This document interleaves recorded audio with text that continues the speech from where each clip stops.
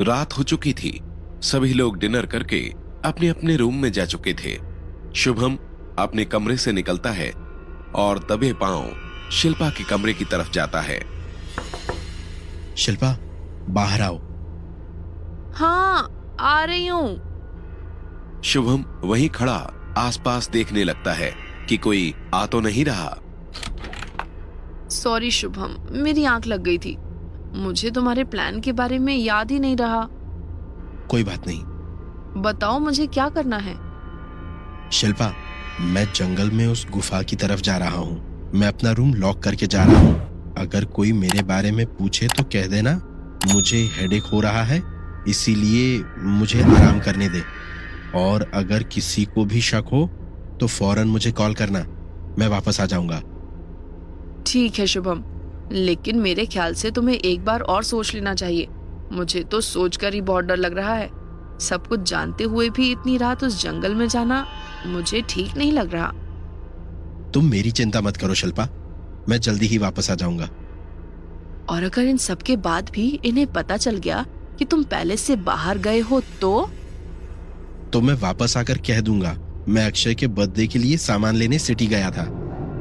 तुम्हें अक्षय का बर्थडे याद है? शिल्पा, अक्षय मेरा बचपन का दोस्त है। तुम लोग तो उससे कॉलेज में मिले, मैं और अक्षय स्कूल से एक साथ है। अगर कुछ हो भी जाता है तो मैं संभाल लूंगा, लेकिन कोशिश करना इसकी नौबत ना आए। ठीक है शुभम, मैं पूरा ध्यान रखूंगी। अपना ख्याल रखना। ओके। शुभम वहां से सीढ़ी की तरफ जाता है और नीचे उतरने लगता है। शिल्पा अपने रूम के बाहर खड़ी उसे देख रही थी। अचानक शिल्पा की नजर नीचे ग्राउंड फ्लोर पर जाती है और उसकी आंखें हैरानी से फैल जाती हैं। शिट शिट शिट शिट, देव अभी नीचे क्या कर रहा है? अगर मैं शुभम को आवाज दूंगी तो देव भी सुन लेगा। मुझे वापस अपने रूम में जाना चाहिए। अगर देव ने मुझे यहाँ देख लिया तो मुझ पर भी शक करेगा। शिल्पा फौरन अपने कमरे के अंदर चली जाती है और दरवाजा धीरे से बंद कर देती है। शुभम सीढ़ियों से नीचे उतर ही रहा था कि उसकी नजर देव पर पड़ जाती है और देव भी शुभम को उतरते देख लेता है। अरे शुभम, तू अब तक सोया नहीं? तू इस वक्त अकेले कहाँ जा रहा है? हाँ, आज मुझे नींद नहीं आ रही थी। बोतल का पानी खत्म हो गया था, इसीलिए पानी पीने किचन ही आ रहा था। व्हाट अ कोइंसिडेंस, आज मैं भी डिनर के बाद पानी ले जाना भूल गया था। देव अपने हाथ में रखी पानी की बोतल शुभम की तरफ बढ़ा देता है। शुभम बोतल लेता है, थोड़ा सा पानी पी लेता है। चल यार, मैं चलता हूँ, गुड नाइट। अभी तो तूने कहा तुझे नींद नहीं आ रही है। तू चाहे तो हम थोड़ी देर गार्डन में टहल सकते हैं। वैसे भी आजकल तुझसे बात कम होती है। नो प्रॉब्लम, चल। देव और शुभम पैलेस से बाहर निकलकर गार्डन में आ जाते हैं। यार, अब तो मुझे कुछ समझ नहीं आ रहा है। मंदाकिनी के बाद मैंने सोचा था जल्दी यहां से निकलकर वापस चले जाएंगे, लेकिन एक के बाद एक नई प्रॉब्लम सामने आ जाती है। हम अभी हिम्मत नहीं हार सकते देव। हम सबको मिलकर इस प्रॉब्लम से बाहर निकलना है। तू वो सब छोड़, ये बता अंजलि के साथ बात कहां तक पहुंची? ये तू कैसी बात कर रहा है? अब बस भी कर देव, हम सबको पता है तू अभी भी अंजलि से उतना ही प्यार करता है जितना कॉलेज के दिनों में किया करता था, और अंजलि भी। तू रुक क्यों गया? क्या अंजलि ने तुझसे कुछ कहा? बता ना। क्यों, तुझे तो अब कोई फीलिंग्स नहीं है ना? फिर इतना उतावला क्यों हो रहा है? ठीक है, मत बता, मैं जा रहा हूं सोने। अरे भाई, मैं बस मजाक कर रहा था। अंजलि ने मुझसे कुछ नहीं कहा, लेकिन हम सबको पता है, उसे देखकर ही समझ आता है कि वो भी तुझसे उतना ही प्यार करती है। हम सबको दिखता है, बस तुझे ही समझ नहीं आता। देव कुछ नहीं कहता, बस शुभम की बात सुनकर कुछ सोचने लगता है। अब किस ख्याल में खो गए देव बाबू? अब चले या रात भर यहीं रुकने का मन है? हाँ, चलते हैं। काफी देर हो चुकी है, कल मार्केट भी जाना है। अक्षय की पार्टी के लिए? तुझे? हाँ भाई, मुझे याद है। अब चल, कल बात करेंगे। अब तो मुझे भी नींद आने लगी। देव और शुभम अपने अपने रूम में चले जाते हैं। शिट यार, देव भी सही टाइम पे पानी भरने चला गया। अगर देव नहीं टकराता तो मैं आज ही उस अघोरी से मिलकर आ जाता।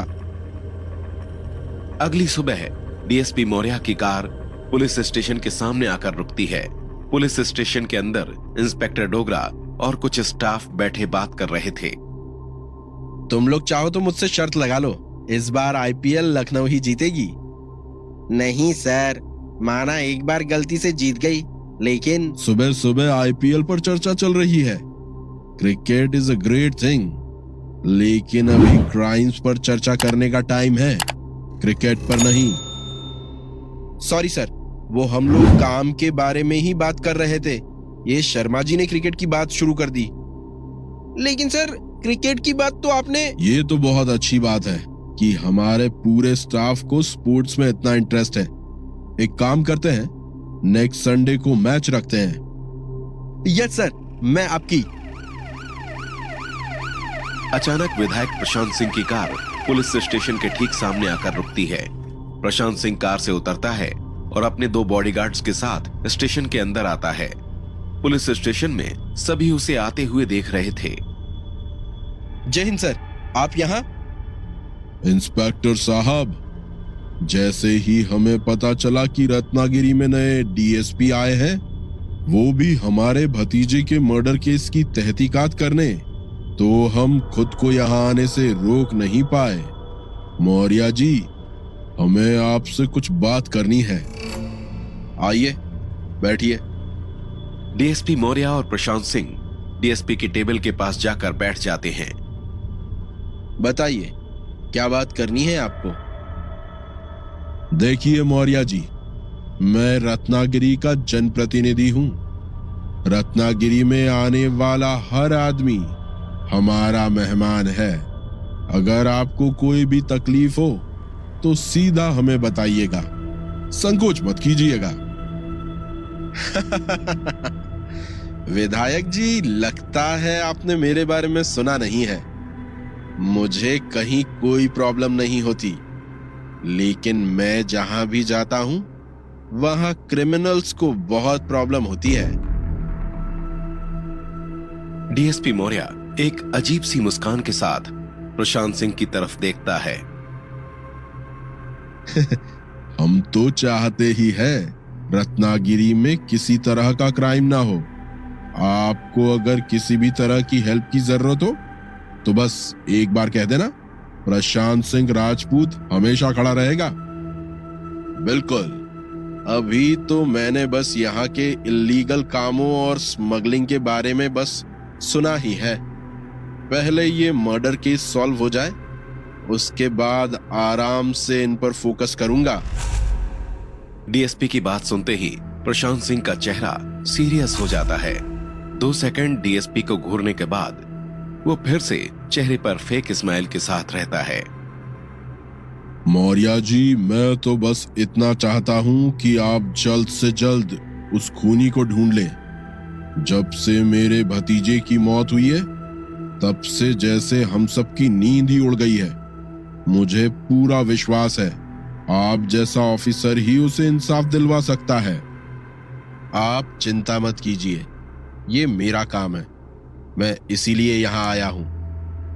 हमारे यहाँ जब किसी से पहली बार मिलते हैं तो खाली हाथ नहीं मिलते, इसीलिए आपके लिए मिठाई लाया हूँ। प्रशांत सिंह के कहते ही उसका एक बॉडीगार्ड मिठाई का एक डिब्बा डीएसपी मौर्य की टेबल पर रख देता है। लो मौर्य जी, इसे घर जाकर खाना। डीएसपी मौर्य उस डिब्बे को थोड़ा सा खोलकर देखता है। उसके अंदर 500 के नोट के बंडल रखे हुए थे। माफ करना विधायक जी, मुझे डायबिटीज है। अगर ज्यादा मीठा खाऊंगा तो मेरी हेल्थ के लिए अच्छा नहीं होगा। इसे आप वापस ले जाएं। वैसे भी मुझे लगता है अब हमारा मिलना होता रहेगा। डीएसपी मौर्य उस बॉक्स को बंद करता है और वापस प्रशांत सिंह की तरफ खिसका देता है।